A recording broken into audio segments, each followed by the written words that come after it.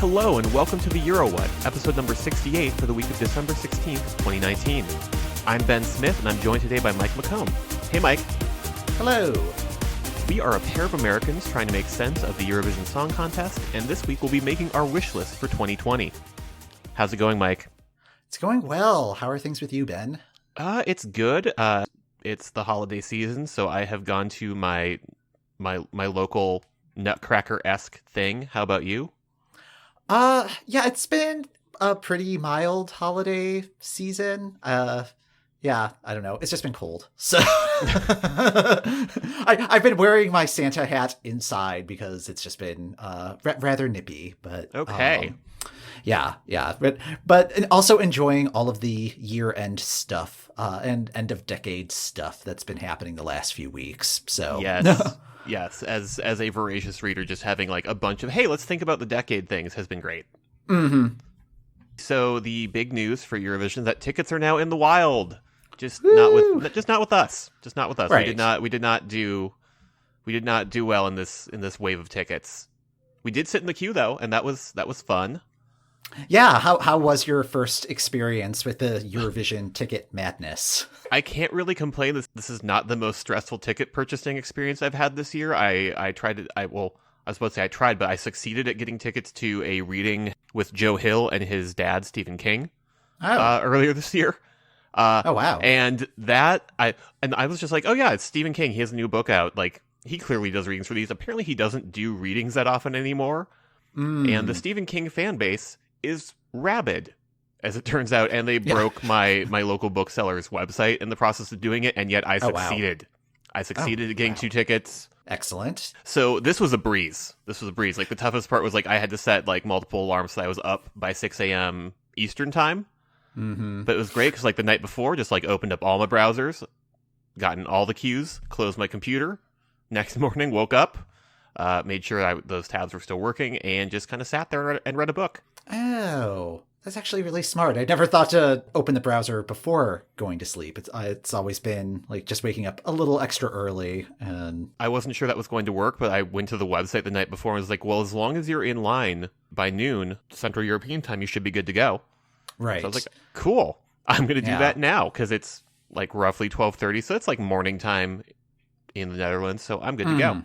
Something to think about for next time. But I totally agree that this was a very stress-free process. I mean, minus the fact that we didn't get tickets. My one thing that I would have liked would have been like just like how many people are in line or what number in the line I was. And I have a feeling that was intentional. And I agree. This kind of goes with what I wanted to say about the ticket buying process, because I know a lot of people are just like, oh, I didn't get tickets in the first wave. I'm never going to get to... That's not the purpose of the first wave of ticket sales. Like, the first wave is a stress test for the ticket vendor and just making sure that their system can handle thousands of people trying to access it at once, and making sure that all of the buttons that you can click actually do the things that they're supposed to do, and a test at a massive scale. And I think leaving the queue numbers off of the screen, that's to make sure that people don't sign off and make the test less stressful.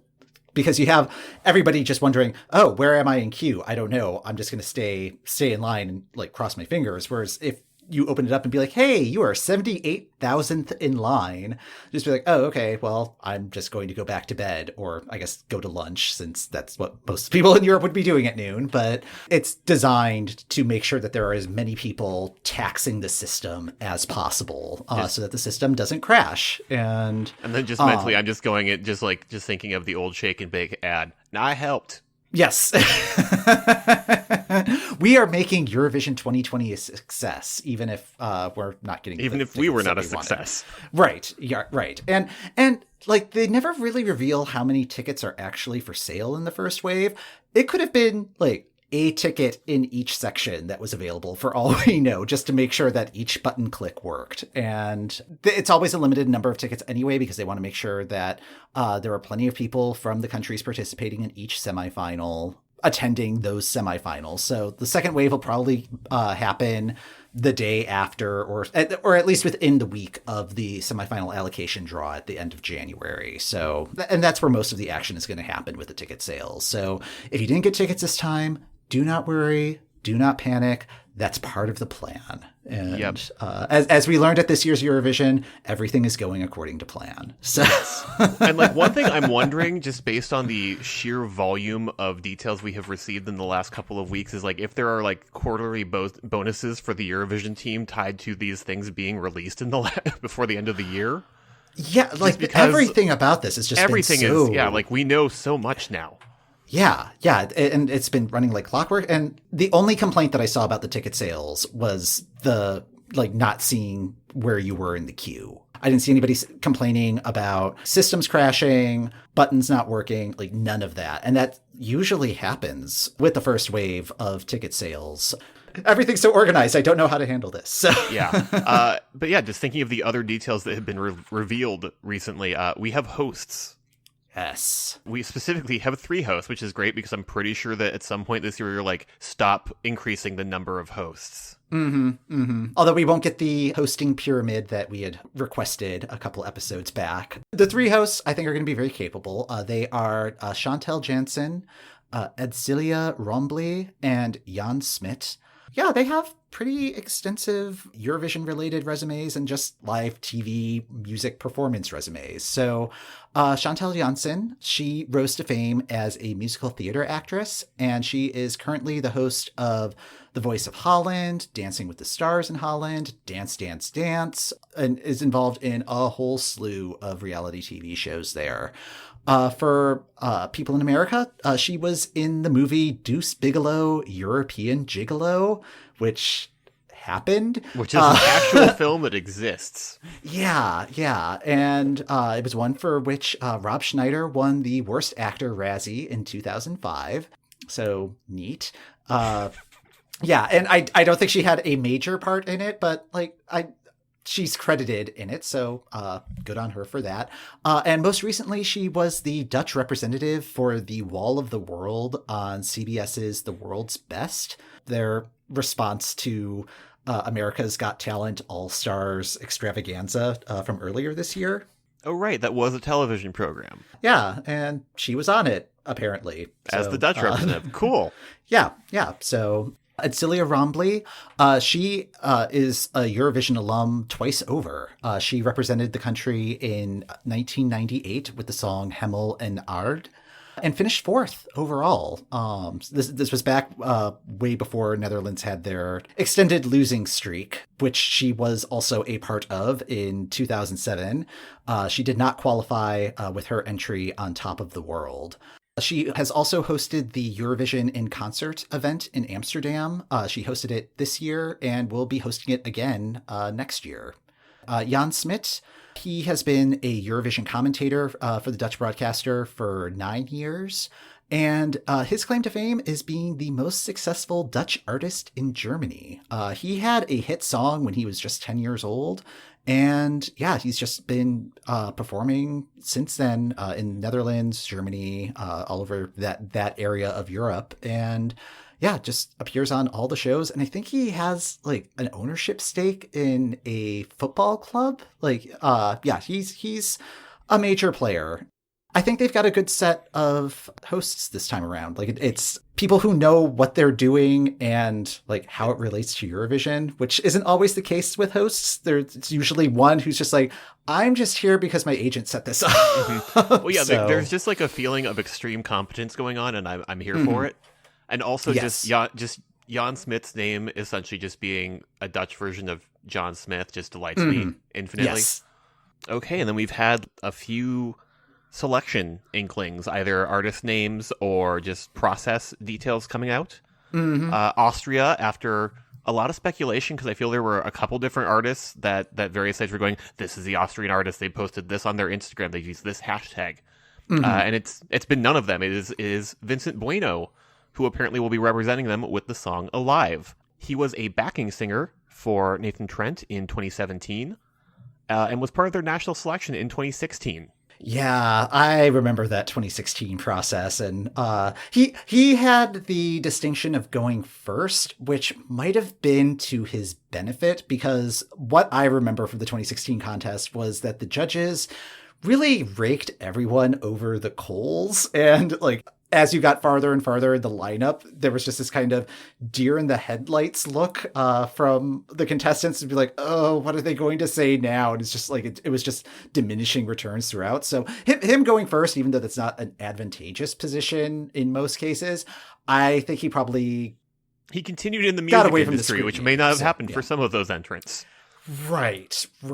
And yeah, I mean, he still finished middle of the field there. I think it was 6th overall. It shows that he has experience performing on this sort of stage. And we'll have a link to the video of his performance in our show notes. And he's game, I think. Like, he did a backflip. So that's a high watermark for me. So yeah, so I had seen sort of the presentation they gave for he's going to be our artist, here is the promo photo, here is a description of what the song's going to be about, which that had just some real eye roll heavy hashtags.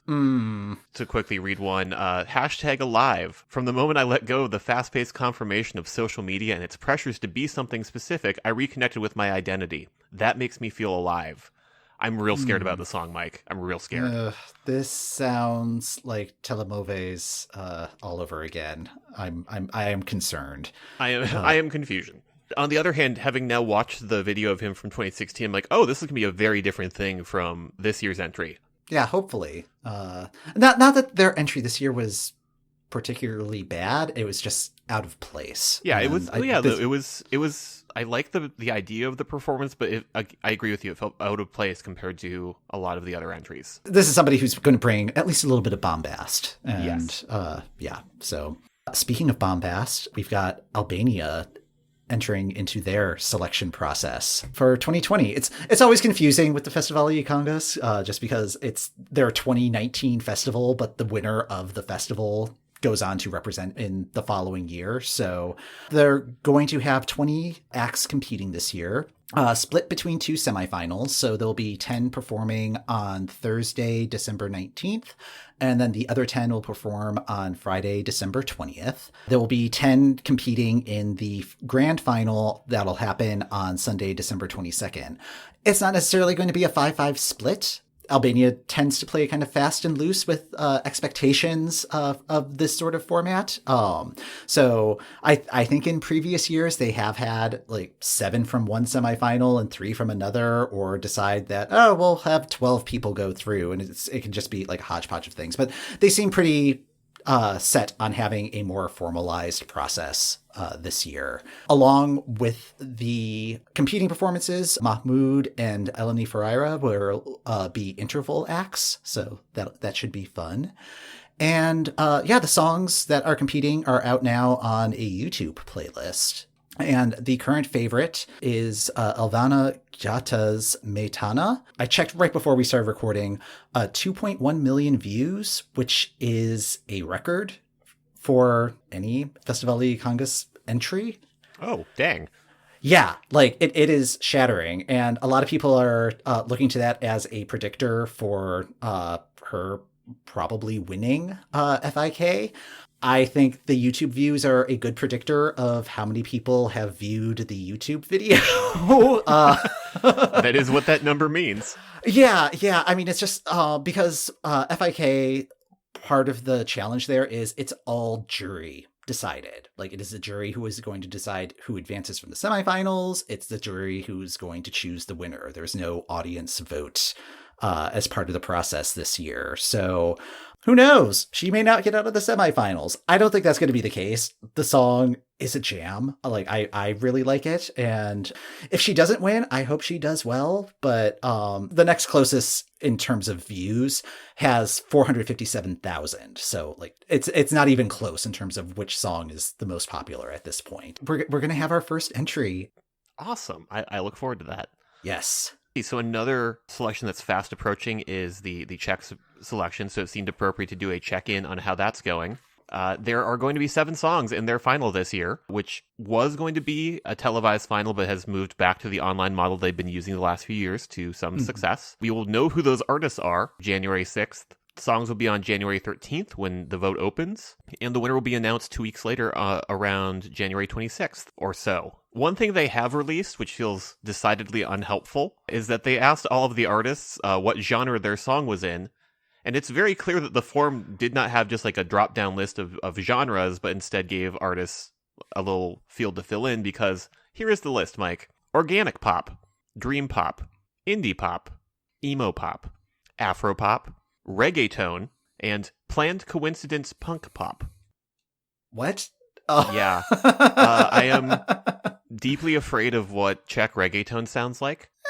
And then also, what in the heck is planned coincidence punk pop? You can just say Hatari. Just say Hatari, Czech Republic. I mean, are they planned coincidence punk pop? I don't know if I'd describe Hatari that way.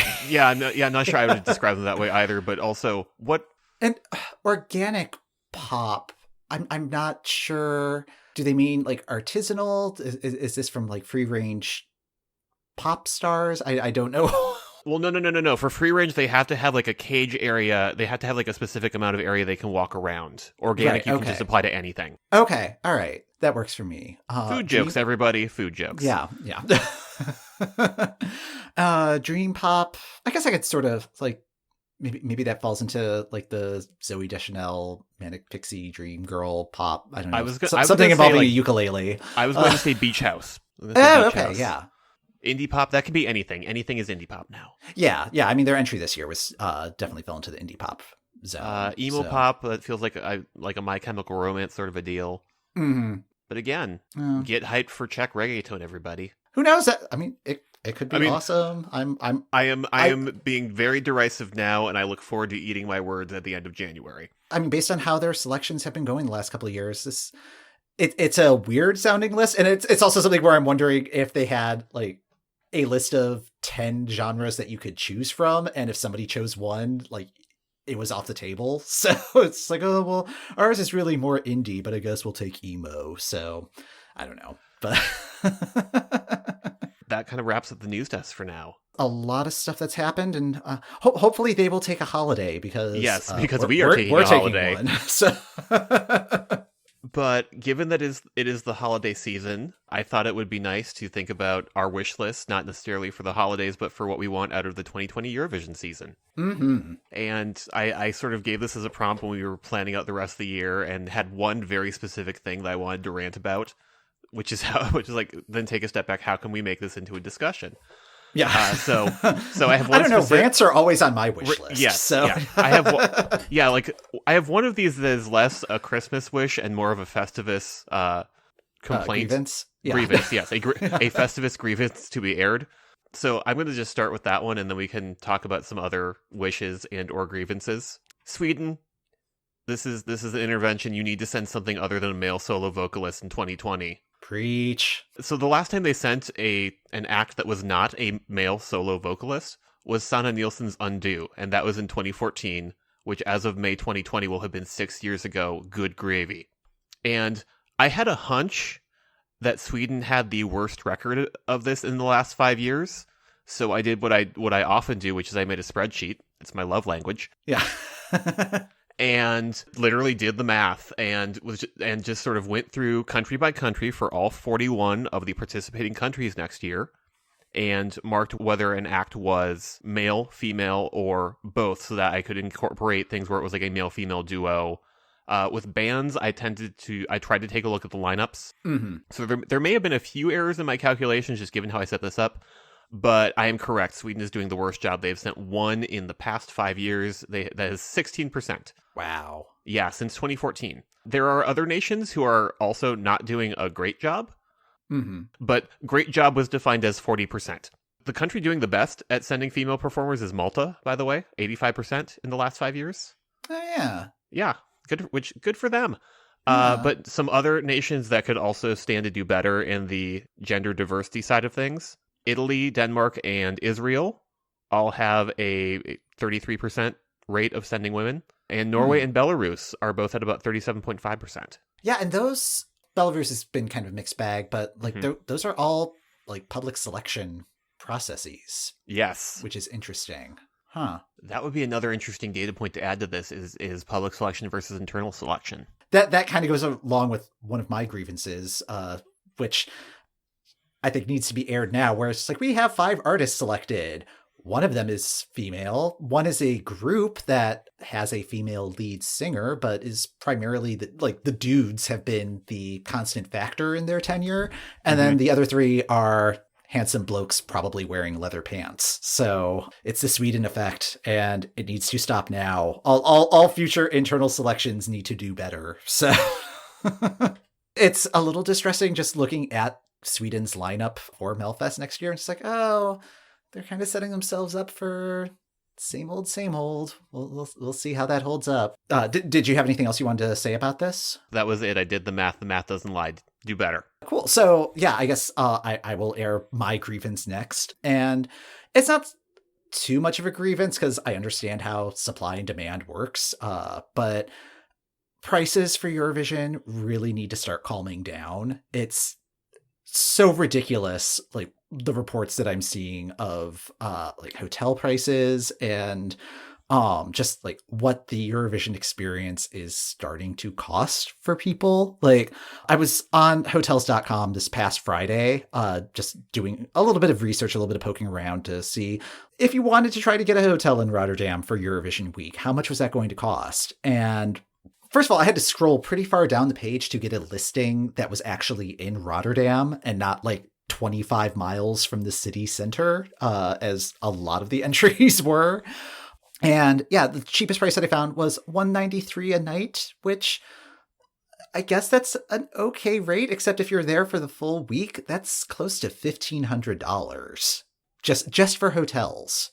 So crazy. And then like going onto Airbnb to see if there's like any other sort of deal, it's like air LOL. Like the prices are bonkers.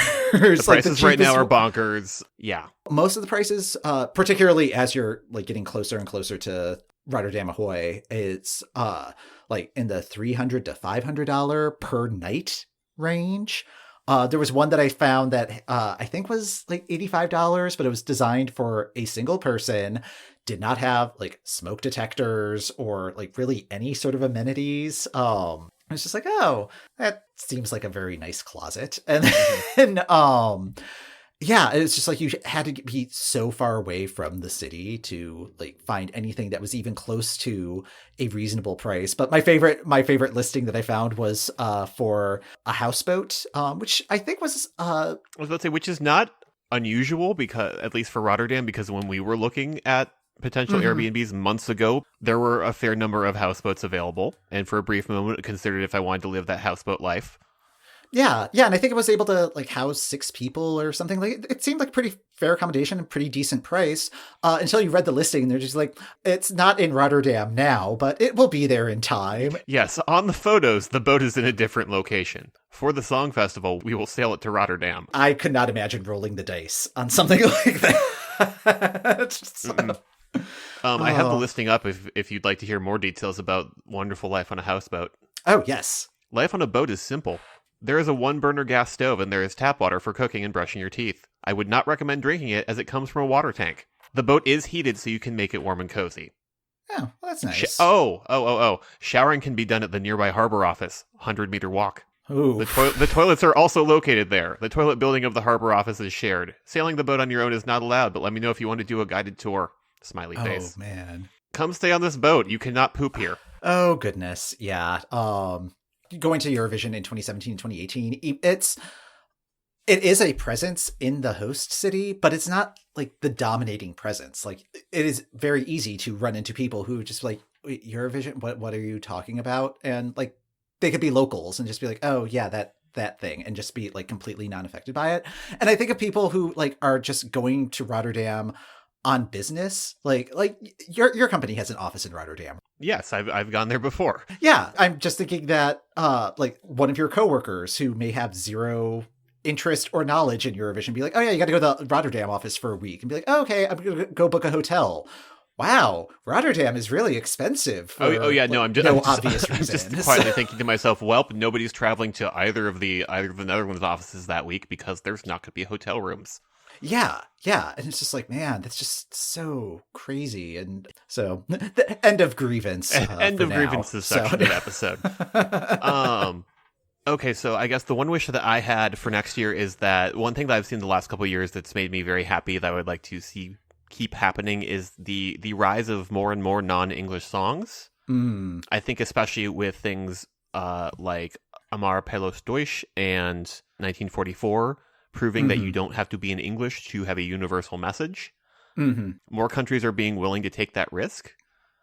And it's great. I like hearing things in other languages. Like, that's why I love watching the national finals, is that I get to sit and sort of generally understand what's going on, even though I don't know what people are saying. Exactly. And particularly languages that aren't like the national language. Like, even though I wasn't a huge fan of Norway's entry this year, like, the song was primarily in English, except for the like yoik parts, but like those parts aren't in Norwegian. Yes. Yeah, just really getting into like all of the different like dialects and like categories of languages. It's like, yes, more of that, please. More and cultural flavor. Admittedly, it does not have a good historical precedent, but every so often a nation will do like a conlang thing where they do a constructed language that's just not any of the national languages.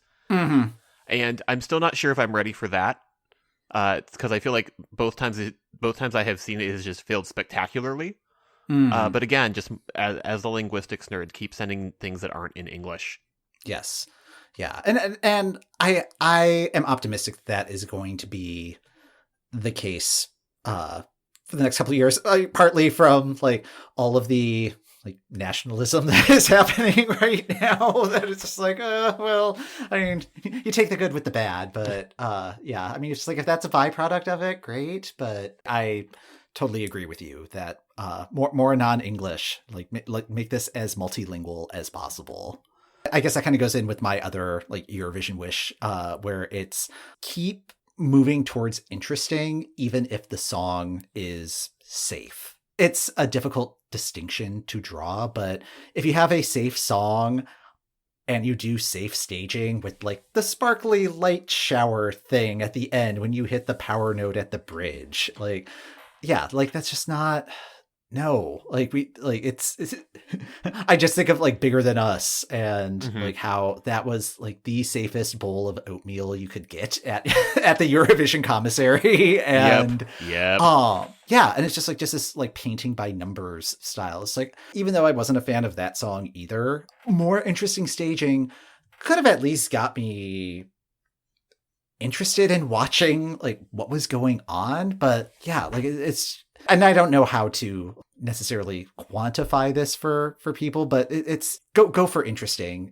if only to save yourself from a boring. Well, yeah, and just thinking about like just getting super into Hattori this year, like I want to see more Hattoris at next year's Eurovision. I don't mean that I want like 16 different bands in various different S&M combinations of like pleather and vinyl. I want more nations to see to see what Iceland did, where they sent a band that is sort of at their creative peak, doing their thing for 3 minutes, rather than the year before Iceland had sent Ari, and Ari was like the bottom of their semifinal, doing like bland oatmeal. Yeah, about how we all have a choice and loving one another. Iceland was like, okay, cool, we're sending this now, and everybody loved it. I would rather see an attempt to be bold and fail than just going the safest route possible. I mentioned Telemoves earlier, and I understand why that did not advance, because I think it was just a little too arty for general consumption. But it was interesting. Yeah, like, there was a lot going on. We talked about it. Yeah, and there was a lot to talk about. There was a lot to look at. Like, if you could ask the question, but is it art? Like, I think that is a good starting point for any sort of presentation. So, well, and just having now seen what next year's Eurovision stage looks like and how it looks like a nice big open canvas for stuff, I want to see people trying and failing.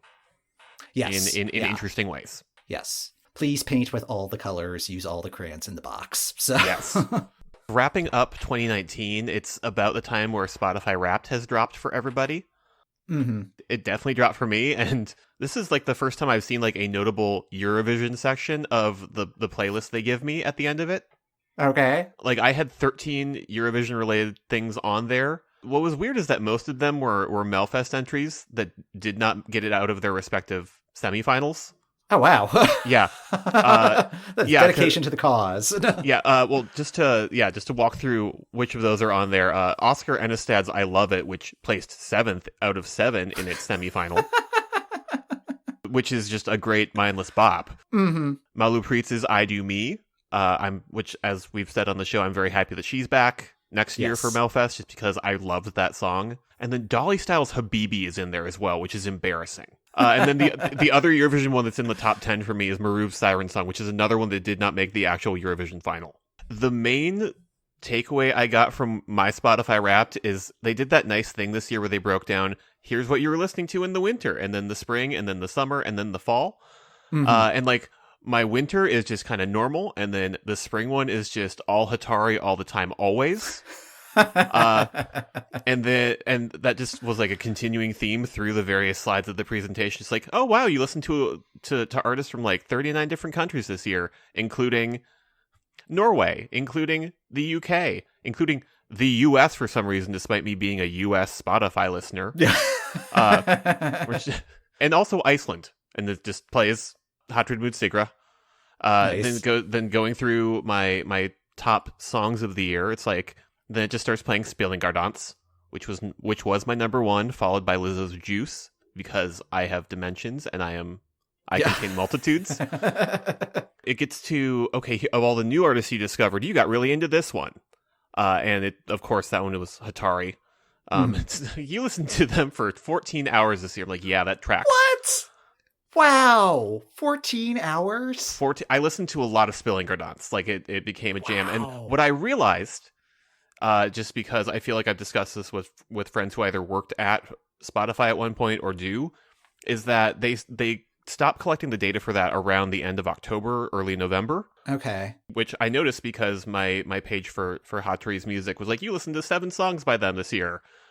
It's like, I listened to 8 songs by them this year, which means that this does not have the number of times I listened to Klaumstrucker in November. So it's actually worse. It's actually worse than 14 hours. How about your Spotify Wrapped, Mike? Did your Spotify Wrapped act like a concerned parent who's not sure about this Hatari that you're into, but wants to be supportive of your growth as a person?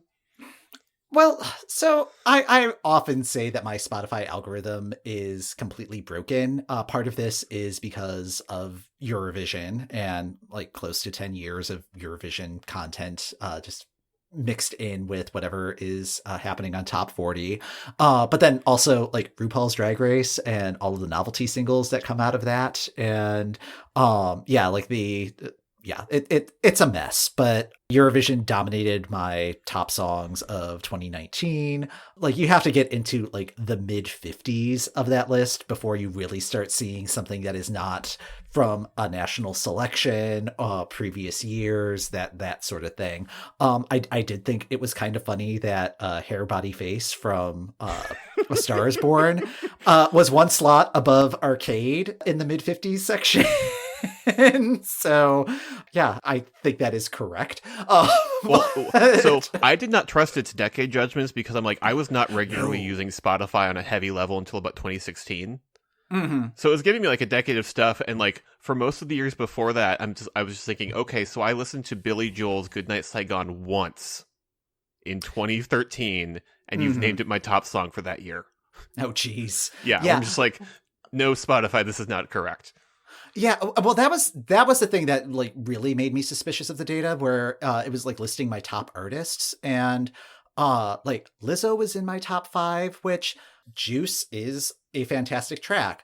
I've listened to a few of her other tracks. I don't think I've listened to her full album like multiple times. And like Sergei Lazarev, who I have a lot of his tracks in my saved list, was nowhere to be found. And it's like, that just seems weird. And they said my artist of the decade was Florence and the Machine, which kind of makes sense because I was listening to them a lot in like 2013-ish, like 2011 to 2013. So that was probably front loading a lot of the data. But like they were also listed as my artist of 2019. It's like, really? And like a couple of the songs that they mentioned of theirs that were like at the top of my list, it's like, I like was not seeking them out in any sort of way. So it's just like I'm not sure how they're doing the counting. But well, and I know at least with my count, so there are a lot of people who use Spotify's sort of algorithmically generated playlists, and I almost exclusively listen to a playlist that I start building around this time every year, just with what I want to backload from 2019 or previous years, and then fill up with other things from the year to come as it goes along. Where like I almost never listen to the algorithmically generated stuff. So I don't know. On the other hand, like my top artist for both this year and the decade, although my decade one didn't throw me off as much, was Bastille. And I was like, well, I do have a bunch of them on that playlist, and I don't skip them a bunch when they come up. Right. And they did have an album drop this year. Yeah. The algorithm's weird, but it will control us all someday. So, but yeah, well, and like on the global side of things, I did like that they called that out this year. That there's like, here, look at all the different countries worth of music that you're listening to. One that I did not count in my Eurovision count for Spotify Wrapped, just because it contains a member of that group, but is not that group, was Verk. Popped up a bunch in that playlist. I had one track from Hips and Haps, which, considering I discovered them in like September, is great. One Australian artist that I got super excited about, especially when earlier this year they mentioned doing a national selection, and I would love to see pop up at next year's national selection, is this group called Confidence Man. And then also Georgia and then Niloufer Yanya from the UK popped up in a few places. So I don't listen to any podcasts on Spotify, but kept trying to incorporate data on those in Wrapped. So it seemed like a nice chance to ask, what other podcasts do you listen to, Mike? I had the same issue because I also don't listen to podcasts on Spotify. But there was one week where Who Weekly did not download to Overcast. So I did listen to that episode through Spotify. So I believe that may have been like either my number one or number two after this podcast, of course, because I got to test to make sure that is loading it properly on Spotify. But yeah, so Who Weekly, friend of the show, Lindsay, she's been on a couple of times as one of the hosts on that show. So yeah, if you need a pop culture fix, particularly of like, who is that person? Highly, highly recommend that one. Yeah, Who Weekly has become my go-to podcast to listen to when it's been a really long day at work and I don't have the mental capacity to read a book on the train ride home. Yes. Yeah, and then other podcasts. I listen to a whole slew of podcasts, but the ones that have really been rising to the top for me this year, By the Book, which is a sort of a comedy podcast, but it's two women who take a self-help book and live by the rules of that book for 2 weeks and then reporting on the results. It's kind of a fun way to do like a Cliff's Notes version of self-help books, but it's also just really interesting insights that they have. It's a lot of fun. There's the television podcast Extra Hot Great, which is from the people who brought you Television Without Pity and Previously.tv. It's just a weekly check-in on what's new on TV, what people are watching. It's a lot of fun. They play games at the end of every episode. Some of them are really hard, but yeah, game time is always a lot of fun. A new one that I've picked up in the last couple of months is called List Envy. It is a podcast where the host and the guest take a topic and try to compile a list of the 5 best examples of that topic. And it's a topic of the guest's choosing. And Ben and I are both going to be on that podcast in the coming weeks. Actually, as this episode drops, my episode, which is about Eurovision, is going to be either having just dropped or about to drop as this episode goes live. So we will have a link in the show notes to that episode. Mine is scheduled to drop sometime in January, and I mostly just used the opportunity to go on someone else's podcast to talk about the Apple again elsewhere. Oh, no. Did you make him watch the Apple? I I did not make him watch The Apple. I did strongly suggest that he should watch The Apple. You let him watch The Apple. Hello, this is my pamphlet. Please watch The Apple. On my side, like, I got super, super into the podcast You're Wrong About, which is two journalists, one who works for the Huffington Post and one who works for outlets like The Believer and others, kind of going back to primarily 90s era media stories. Like, they've been doing a whole run on O.J. Simpson and like the various parties associated with that recently, and they've done like 3 or 4 episodes and they've just gotten to the Bronco chase. They're really good about looking at stories or people where there was one media narrative that maybe wasn't the correct one or maybe wasn't the full picture, and going back and kind of analyzing what the full story is there. Other than that, I really love Slate's Hit Parade just because they find really, really interesting nuggets of chart information. They just had one where they talked about The Cure and New Order and all of those 80s bands when they had like a heyday towards at the end of the 80s. They just did an amazing wrap-up of the 2010s in music. And then I'm currently waiting for season 2 of Cocaine and Rhinestones to come out, but season 1 is really good and tells about 13 different stories about country music, which was not a thing I was interested in at all a few years ago. And now that I know that all of the good stuff is like the stories from the 60s and the 70s, I'm super into that because there's that one. And then right now, Dolly Parton's America is doing some fascinating work, kind of diving into her whole oeuvre of stuff, which is nice because there's a lot that's happened, which I have read her memoir that she wrote in like 94, and like a lot of stuff has happened since then. Oh yeah. But this this dives into, like, there was like this beautiful nugget in the show where she just kind of casually drops that she wrote Jolene and I Will Always Love You in the same weekend. What? Yeah. Wow. Yeah. Maybe have even been like the same night, but yeah. Like, wow. That, yeah. And just, it dives into, like, there's an episode about her relationship with Porter Wagner. There's a discussion of kind of how she manages to always kind of avoid politics, whether she considers herself a feminist, and her answer there is kind of surprising and makes a lot of sense. But highly recommended.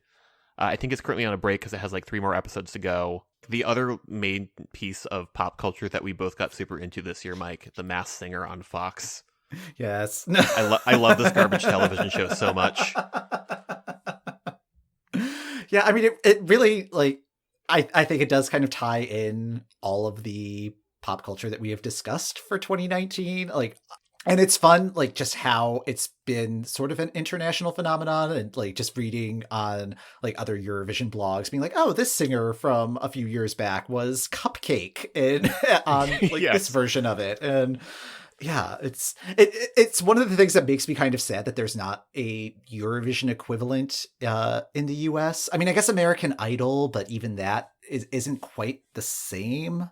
Where it's just like, oh, there's just this pool of celebrity that they could draw from for future editions of the show. But I shouldn't be watching it, but I've been making sure like to tune in as soon as I can if I can't watch it live.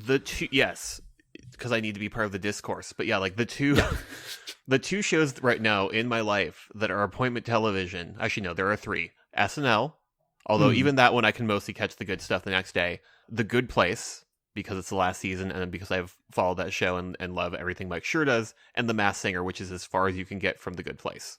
Yeah. as far as like television content. There are certain parts of the panel that I could do without and would love to see, and would not mind seeing reevaluated or changed out now that it's been a couple of seasons. But there are specific songs where I'm mad that they are not selling MP3s because apparently nobody buys MP3s anymore. Or just like give me an album at the end of the season where I can buy Rottweiler singing this one song or Fox singing this one song. I'm still very mad about Thingamajig being sent home. It's fine. Yeah. Spoiler, I guess. I don't know. If you're not watching it live, what are you doing with your life? It's so goofy, but I think it's also been helpful in terms of like researching like these sort of nuggets of pop culture, because it could just be like, okay, there was this in their clue package. I need to kind of track that down, and it's I feel like it's making me do a better job of looking up stuff for like Eurovision stuff in particular, and just being like, okay, so why is this person famous? Well, and like really trying to get into their background a little bit more. Oh, nice. Yeah. Such a goofy show, though. That's going to do it for this episode of The Euro What. Thanks for listening. The Euro What podcast is hosted by Ben Smith, that's me, and Mike McComb. That's me. You can find us on our website at eurowhat.com and on Twitter, Facebook, and Instagram at EuroWhat. We'd love to hear your questions and comments. You can subscribe to The Euro What on Apple Podcasts, Spotify, or the podcast app of your choice. Rating and reviewing the podcast when you subscribe also helps other Eurovision fans find us. We'll be back next week to start wrapping up the last decade of Eurovision.